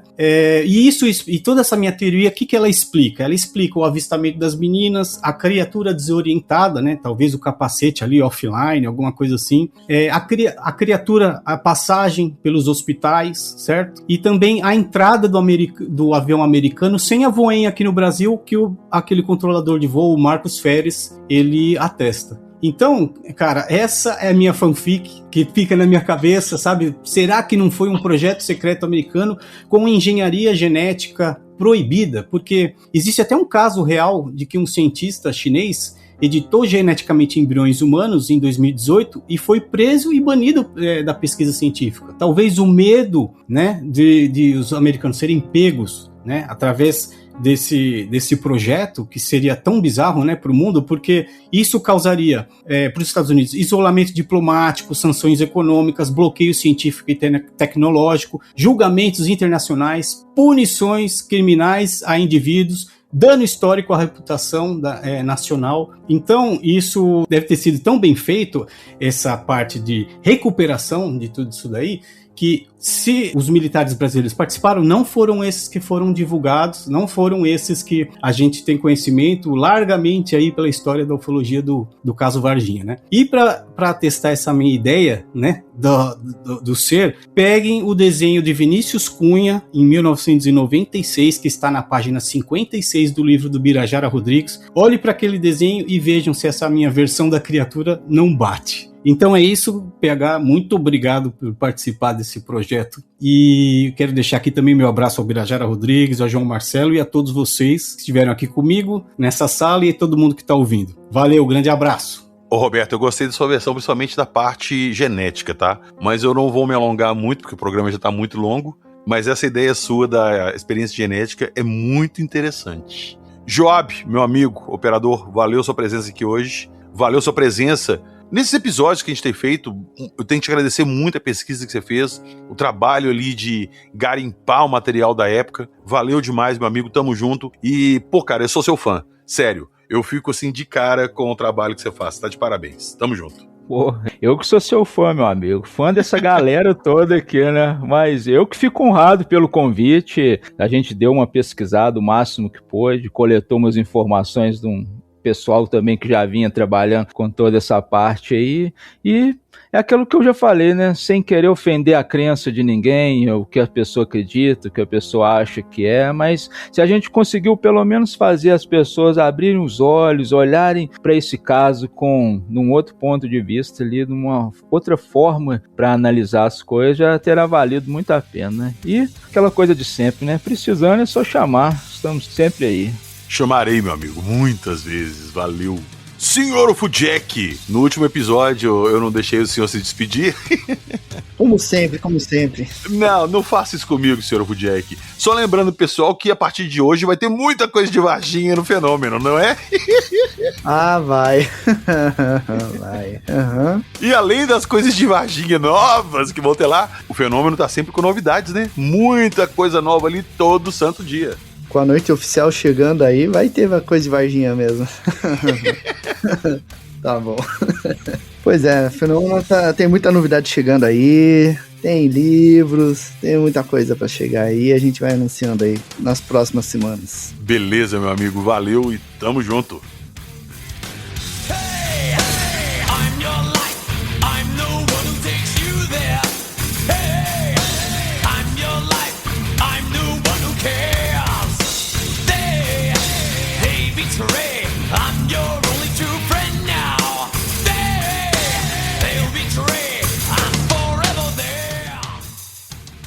Gostaria mais uma vez de agradecer todo mundo que tem apoiado o projeto Acredite Se Quiser, ajudado sempre de várias formas. Eu gostaria aqui de lembrar o nome de todo mundo para agradecer, mas agradecer o Cláudio, que está sempre fazendo as capas, o Leandro, que está sempre pesquisando coisas para mim, mandando os vídeos que eu peço para colocar no Instagram, vários ouvintes nossos ali, apoiadores que ajudam com pautas, que trazem coisas. Então, novamente, eu gostaria de lembrar o nome de todo mundo aqui. Eu lembrei do Leandro e do Cláudio agora porque eu tava enchendo o saco deles hoje pra eles me ajudarem com alguma coisa, mas eu quero mandar um grande abraço pra todo mundo que apoia o projeto, que acredita na gente, que tá lá no nosso grupo, que tá ajudando o projeto, que tá fazendo a assinatura do site. Sem vocês a gente não tava até hoje aqui na estrada levando esses casos ufológicos pra vocês. Então, o meu muito obrigado, valeu demais. Eu espero que em 2026 eu possa trazer muitos episódios extras exclusivos pra vocês, porque vocês merecem e vocês são a razão da gente estar aqui até hoje. Então, um grande abraço,